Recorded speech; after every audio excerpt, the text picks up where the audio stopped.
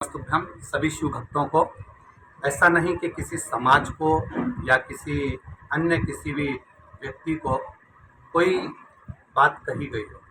देवताओं का क्रम था। शिव महापुराण की कथा महाराष्ट्र में चल रही थी जो सोशल मीडिया पे भी डली हुई है।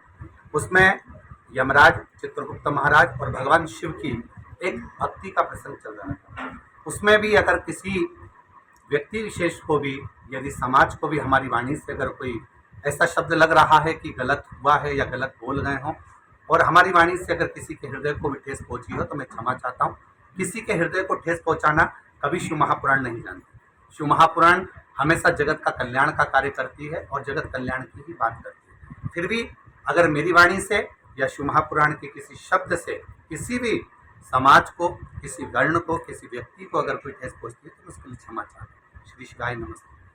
महाराज एक बात मैं एक सवाल पूछना चाह रहा था कि अपन अंतर्राष्ट्रीय स्तर के कथावाचक है, ऐसी बार बार स्थिति क्यों बन रही है कि अपन को क्षमा मांगनी पड़ रही है? चाहे राधा रानी का मैटर हो या ये मैटर हो, और भी दो तीन ऐसे विषय हैं जैसे कि अपना होली वाला विषय था, दुल्हनी वाला, ऐसी स्थिति क्यों बन रही है अपने साथ में बार बार कि ये अपन को क्षमा मांगनी? देखिए, विषय कोई भी आप अगर प्रसंग उठाएंगे शास्त्रों को, ब्रह्म वैवर्त पुराण से उठाएंगे तो राधा रानी का प्रसंग भी आपको पढ़ने को मिलेगा।